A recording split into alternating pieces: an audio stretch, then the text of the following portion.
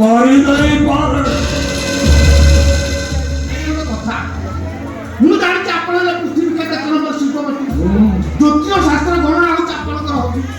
ଗ୍ରହ ତାରା ନକ୍ଷତ୍ର ଗତିବିଧିକି ଗଣନା କରି କମ୍ପ୍ୟୁଟର ଚଳେଇ ଖଡ଼ି ଖଡ଼େଇ ସର୍ବେଶ୍ୱର ରାୟ ମହାପାତ୍ର ଘରକୁ ଯୋଉ ଦଶାରୂପକ ଇନ୍ଧନ ସପ୍ଲାଏ କରୁଛନ୍ତି ବର୍ତ୍ତମାନ ତା ଘରେ ହାତ ପେଟିପାରି ଫୁଲ ବାହାଘର ପୁରା କପି ପେଷ୍ଟ ଆଉ ଲାଇକ୍ ଓଡ଼ିଆ ସିନେମା ଯାତ୍ରା वो चंद्र प्रकाश चौधरी जीवन कविता को भल पाए जब भी सही पड़ेगा अरे सर्वेश्वर राय महापौर ना सत्तर जतना अपेक्षा मराठा कोटि का राज्य चेष्टा मदर भाई ना बाधा सके एरे मूर्खटा ए बारुद बदारे निया लगे दिछि मोदा जीवन बदारे निया लगाई तबे दौड़िबो चित्कार करी से दौड़ुथिबो अभी कोरे कहूथिबो मो बचिବାକୁ ଚାହେନା ଆଉ ମୋତେ ମରଣ ଦିଅ ତାହେଲେ ମରଣ କହିବ ରହିଯା କହିବା ପୂର୍ବରୁ ନିବାଦେ କବାଡି କବାଡି କବାଡି ଖେଳିବା କଥା କହି ରଖିବେ କହୁନା ଏ ଯୋଉ କବାଡି ଖେଳ ହବନି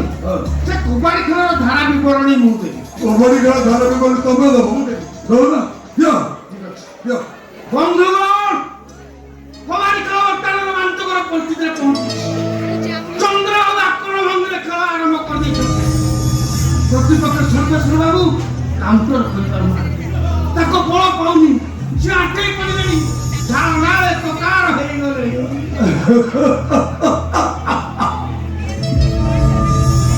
ଓ ଚନ୍ଦ୍ର ସୂର୍ଯ୍ୟ ବରାଦ ପରିଚିତ জীবক মানুষ কেবল তুমি নেই যাই ও মারি দেই পার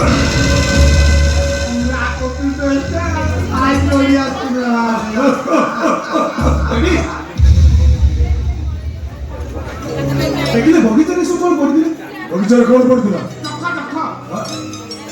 ଏଇ କଣ ସୁନାମଲା କହୁଥିବ ବଗିଚା ତ ସିଏ ପରେ ଆସିବ ଏଇ ଯୋଉ ଅଚଳ ହେଇଗଲା 2000 ଟଙ୍କା ନୋଟ ଘରେ ଯେତିକି ଗତି ତ ମାରିବା ଜାଗା ମୁଁ କହୁଛି ବ୍ୟାଗ ତ ଏତେ ଯାଇପାରେ ଦିଏ ଆସିଲି ମାରି ଓ ଚିତ୍ର ମାନେ ବଗିଚାରେ ଟଙ୍କା ପଡ଼ିନଥିଲେ ପଡ଼ିଥିଲା ଆପଣଙ୍କର ମେଡିସିନ ଏଇ ଦେଖନ୍ତୁ ଅଲ୍ ଇମ୍ପୋର୍ଟାଣ୍ଟ ମେଡିସିନ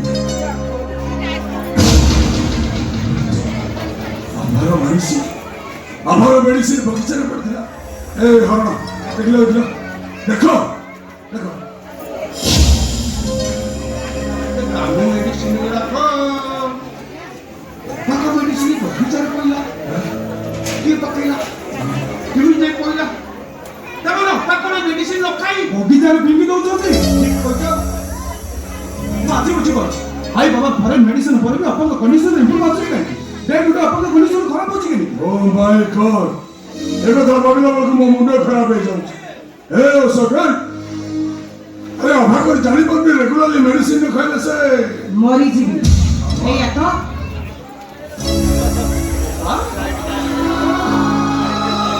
ତମେ ଏସବୁ କଣ କରୁଛ ନିୟମିତ ମେଡିସିନ ନ ଖାଇ ସେମାନଙ୍କୁ ବଗିଚାରେ ଫିଙ୍ଗି ଦଉଛ ତମେ ଭଲ ଭାବେ ଜାଣିଛ ତମେ ଜଣେ ହାର୍ଟ ପେସେଣ୍ଟ ନିୟମିତ ମେଡିସିନ ନ ଖାଇଲେ ତମେ ହୁଏତ ମରିଯିବାକୁ ଚାହୁଁଛି ମୁଁ ସବୁଦିନ ପାଇଁ ମରିଯିବାକୁ ଚାହୁଁଛି ବାପା କି କାଳ କଥା କହୁଛ ତମେ ତମେ ଜାଣିଛ ବାବୁ ତମେ କେତେ ଭଲ ପାଆନ୍ତି ଆଉ ବାର ବାର ଲକ୍ଷ ବାର ମତେ କହୁଛ ତମ ତ ତାଙ୍କ ଆଖିର ଜ୍ୟୋତି ହୃଦୟର ସ୍ପନ୍ଦନ ସେ ବଞ୍ଚିଛନ୍ତି ତମରି ପାଇଁ ଆରେ କାହାକୁ ତମେ ଏ କଥା ବୁଝାଉଛ କାହାକୁ ତମେ ଏ କଥା ବୁଝାଉଛ ଏ ଯେ ଭାଇର ହରନି ପୁତ୍ରର ହରନି ନିଜ ଜନ୍ମ କଲା ପୁଅ କଥା ଭୁଲି ଯାଇ ମରିବା ପାଇଁ ଯୋଜନା କରୁଛି ଆରେ ସେ କି ବୁଝିବ ଭାଇ ଭଉଣୀର ସମ୍ପର୍କ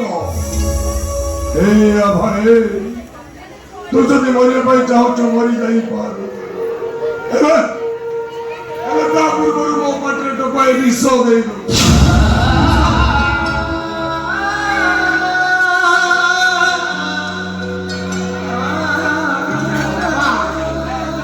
ମତେ ବି ଟିକେ ଦେଇଦବ ମୁଁ ଖାଇକି ଶୋଇପଡ଼ିବି କେବଳ ଡ୍ୟାଡିଙ୍କ ପାଟିରେ ନୁହଁ ମୋ ପାଟିରେ ବି ଟିକେ ବିଷ ଦେଇଦିଅ ମୁଁ ମରିଯିବା ପରେ ତମର ଯାହା ଇଚ୍ଛା ତମେ ସେଇଆ କରିପାର ଯେମିତି ଭାବେ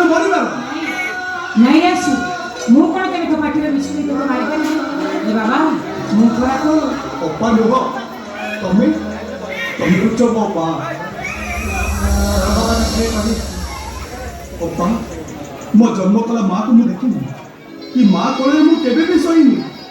ଏ ଅପା ମୋ ମା ମୋ ପାଇଁ କେବେ ବି ନାନାବାୟା ଗୀତ ଗାଇନି ତମରି କୋଳରେ ମୁଁ ଅନେକ ଥର ଶୋଇଯାଇଛି ଆଉ ତମେ ମତେ ନାନାବାୟା ଗୀତ ଗାଇ ଶୁଆଇ ଦେଇଛ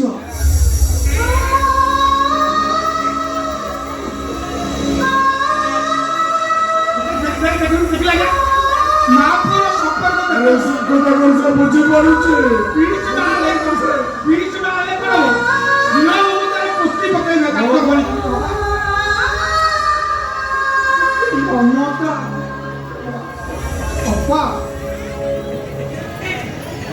ଏସବୁ ଟିକେ ହଇରାଣ କରୁଛ କିଛି ଜାଣିପାରୁନି ତମ ଉଦ୍ଦେଶ୍ୟ କଣ ଭାଇକି କୁଣ୍ଡଉଛ ପୁତୁରାକୁ କୁଣ୍ଡଉଛ ଶେଷରେ ମେଡିସିନ ପକାଇଲେ ମରିବ ନା କଣ ଆଇସା ଆଉଟ୍ ତମେ ଜଣେ ବାହାର ଲୋକ ଆମ ଘର କଥା ମୁଣ୍ଡ ପରିବା କିଛି ଦରକାର ନାହିଁ ଅପା କଣ ହେଲା ମୁଁ ବାହାର ଲୋକ ନୁହଁ ଆଉ ମୁଁ ବାବୁଙ୍କ ପିଏ ବାବୁଙ୍କ ପିଏ ହଁ। ଗେଟ୍ ଲସ୍ ଆଇସା ଗେଟ୍ ଲସ୍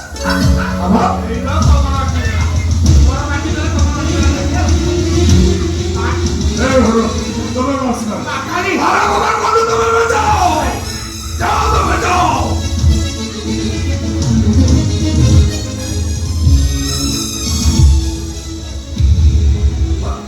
এসব করতে যাও তাহলে তো মুন্ড মুন্ড খারাপ তোমরা পাকাই যাচ্ছ ହଁ ପାଗିଳି ହେଇଯାଇଛି ହେଲେ କହିପାରିବ ଭାଇ କିଏ ମତେ ପାଗିଳି ସଜେଇ ଦେଇଛି କିଏ ମୋ ମନରେ ବଞ୍ଚିବାର ମନକୁ କାଢି ଦେଇ ମତେ ଗୋଟେ ଝିଅଟା ଶବ ସଜେଇ ଦେଇଛି କିଏ ମତେ ଗୋଟେ ଅସହାୟ ବଉଳା ଗାଈ କରିଦେଇଛି କହିପାରିବ ଭାଇ କହିପାରିବ ତମେ ଅପା କଣେଇଛି ଅପା କାହିଁକି କହୁଛ ତମେ ଜଣେ ଝିଅଟା ସବ ବୋଲି ସେ କଥାରେ ତୁ ମତେ ନ ପଚାରି ତୁ ତ ଗାଡ଼ିକି ପଚାର ସେ କହିବ ମୁଁ ସତ କହୁଛି ନା ମିଛ କହୁଛି ପଚାର ଆସୁ ସେଇ କଥାରେ ତୁ ତ ଗାଡ଼ିକି ପଚାର ତ ଗାଡ଼ିକି ହଁ ତ ଆପଣ ସତ କହୁଛି ମୁଁ ତାକୁ ଝିଅଟା ସବ କରିଦେଇଛି ମୁଁ ତା ଜୀବନକୁ ଶୂନ୍ୟ ମରୁଭୂମି ସଜାଇ ଦେଇଛି କିନ୍ତୁ କାହିଁକି ନାହିଁ କଣ ପାଇଁ ଶୁଣିବୁ ସେ କଥାକୁ କହିପାରିବ ସେ ଅପକଥା ହଁ କହିପାରିବି ମୁଁ ଅତି ସମସ୍ତଙ୍କ ସାମ୍ନାରେ ଚିତ୍କାର କରି କହିବି କାହିଁକି ମୁଁ କୃଷ୍ଣରୁ କଂସ ମାଧବରୁ ଶକୁନି ଜନ୍ମ ମାମୁରୁ ବାଘ ମାମୁ ନାଇଁ ତୁ ଏକା କାହିଁ ଶୁଣିବୁ ତାର ବି ଶୁଣିବା ଦରକାର ତାର ବି ଶୁଣିବାର ଅଧିକାର ଅଛି ବାବୁ ବେକା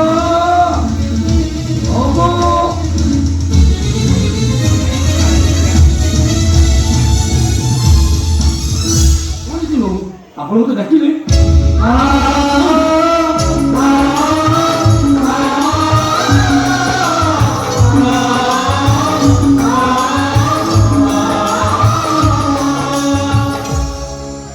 ମାମୁ ମତେ ଏମିତି କଣ ଦେଖୁଛନ୍ତି କଣ ସତବନ୍ଧ କଣ ହେଇଯିବ ମୁଁ ଡାଡି କଣ ହେଇଛି ଆପଣ ଭାଇ ତ ଏମିତି ଦେଖୁଛନ୍ତି କାହିଁକି ମାମୁ ଆଚ୍ଛା ବାବା ତୁ କହିଲୁ ମୁଁ ତୋର କିଏ ମୁଁ ତୋର ବର ନା ଆପଣ ମୁଁ ତ ମଙ୍ଗଳ ଚାହେଁ ନା ଅମଙ୍ଗଳ ଚାହେଁ ଆରେ ମୁଁ କିଛି ପଚାରୁଥିଲେ ମୋ ମାମା ପର୍ଯ୍ୟନ୍ତ ପ୍ରଶ୍ନର ଉତ୍ତର ଖୋଜୁଛି ମୋ ମାମୁ ପଡ଼ିଆର ପରୀକ୍ଷା ଦଉଛି କହ ବାବା ମୁଁ ତୋର କୋଉ ମାମୁ କୃଷ୍ଣ ମାମୁ ନା କଂସ ମାମୁ ଜହ୍ନ ମାମୁ ନା ବାଘ ମାମୁ ଆରେ ତୋ ମାମା କହୁଛି ମୁଁ ତାକୁ ଝିଅଟା ଶବ କରିଦେଇଛି ଅସରେ ବହୁଳା ଗାଈ କରିଦେଇଛି ଆଉ ତୋ ମାମା କହୁଛି ମୁଁ ତମ ମା ପୁଅ ଦି ଜଣଙ୍କୁ ଶୂନ୍ୟ ମରୁଭୂମି କରିଦେଇଛି ମୁଣ୍ଡ ଖରାପ ହେଇଯାଇଛି ନା କଣ କାହା କଣ ବୁଝାଉଛି ବୋଲି ତୋ ମାମୁ କେମିତି କଥା କହିପାରୁଛୁ ତୋ ବୁଆ ଆଜି କାହା ପାଇଁ ମଣିଷ ହେଇଛି ତୋ ବୁଆ ଆଜି କାହା ପାଇଁ ପାଠ ପଢି ଏ ସହର ଏସ୍ପି ହେଇଛି ଏଇ ମାମୁଙ୍କ କଥା ଏଇ ମାମୁଙ୍କ ବାହାର ଦିନରେ ଝୁଲି ଝୁଲି ତୋ ପୁଅ ପୁରା ଆଜି ବଡ଼ ହେଇଛି ସେଇ ମାମୁ ତତେ ବେଦିରେ ବସିକି ବାହା ଦେଇପାରିବ ତୋର ସେଇ ମାମୁ ତୋ ବୋଉର ହସ ଖୁସିର ପଣ ତରକାରୀରେ ତା ଆଣ୍ଠା ଗୋପାଳକୁ ଦେଇପାରିବ ତୋର ସେଇ ମାମୁ ତୋ ବୋଉକୁ ତା ବହୁ ସୁଖ ଦେଇପାରିବ এইটা ଏବେ ସମ୍ଭବ ନୁହଁ କାହିଁକି ସ୍ୱଭାବ ନୁହଁ ମାମା ମୋ ଗ୍ରହ ଦଶା ଦେଖି କହିଛନ୍ତି ମୋ ଜୀବନ ପ୍ରତି ବହୁତ ବଡ଼ ବିପଦ ଅଛି ଆଉ ଏମିତି କି ତୋର ଏ ପୁଅଟା ମରିଯାଇପାରେ ବୁଝା ତୋ ମାମା କଥା ଭଲ ଭାବରେ ବୁଝା ଆରେ ଗ୍ରହ ଦୋଷ କଟିଗଲା ପରେ ମୁଁ ମୋ ଭଣଜାର ବାହାଘର ଖୁବ୍ ଧୁମଧାମରେ କରିବି। ଏ କଥାଟା ତୋ ମାମାକୁ ଭଲ ଭାବରେ ବୁଝା। ଅପା ଏଇ କଥା ଗଣ୍ଠି କରି ତମେ ମେଡିସିନ ଖାଇବା ଛାଡ଼ି ଦେଇଛ। ତମେ ଜାଣିଛ ଭାଇ ଏଇ କେଇ ଦିନ ହେଲା ଆପଣ ମେଡିସିନ ନ ଖାଇ ସେଗୁଡାକୁ ବଗିଚାରେ ବିକ୍ରି କରୁଛନ୍ତି। ତୁ ମେଡିସିନ ନ ଖାଇ ବଗିଚାରେ ବିକ୍ରି କରୁଛୁ? ତୁ କ'ଣ ଜାଣିଛୁ ତୁ ହାର୍ଟ ପେସେଣ୍ଟ? ତୁ ଯଦି ମେଡିସିନ ନ ଖାଇବୁ ନା ତୋ ଏ ପୁଅଟା ମା ଚେଉଳ ହେଇଯିବ। ନାଇଁ ନାଇଁ ଅମୁ ସେମିତି କିଛି ବି ହବନି ରେ। ତାହେଲେ ତୁ କିଛି ବି ହବନି। ଆରେ ତୁ ବୁଝୁନୁ କାହିଁକି କହିଲୁ?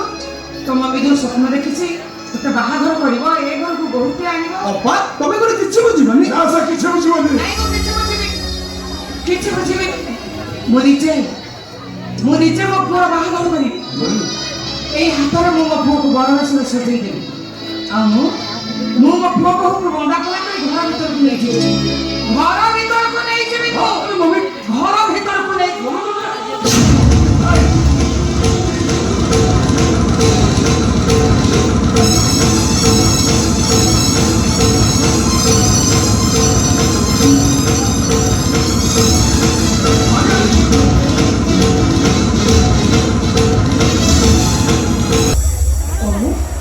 ଆସୁ। ଆରେ ମୋ ବୋହୂ କାହିଁକି ସେମିତି ହେଇଛି? ଏ ମା ମୁଁ ପରା ଏଠିକି ହେଇଛି। ଆସିଲି ମା, ମୋ ପାଖକୁ ଧରତେ ଆସିଲୁ। ଆରେ ଆ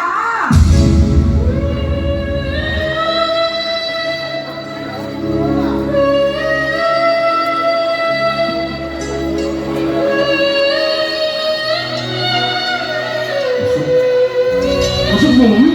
ବହୁତ ନ କହିଲେ ଆପଣଙ୍କ ଘରେ ବେଶୀ ଖରାପ ହେଇଛି। ସେ ତମକୁ ତାକୁ ନେଇ ପାରନ୍ତି ନହେଲେ ନାଇଁ ନାଇଁ ଅଶୋକ ମେଡିସିନ କ'ଣ ଯାଇପାରିବନି। ମୋ ମମି ତା ପୁଅକୁ ବର ବେଶରେ ସଜେଇବ, ଆଉ ମୋ ମମି ତା ବୋହୂକୁ ବନ୍ଦାପନା କରିବ। ଏ ବାବୁ, ଆରେ ତୁ ଯାହା କହୁଛୁ ଚିନ୍ତା କରି କହୁଛୁ ତ। ଚିନ୍ତା କରି କହୁଛି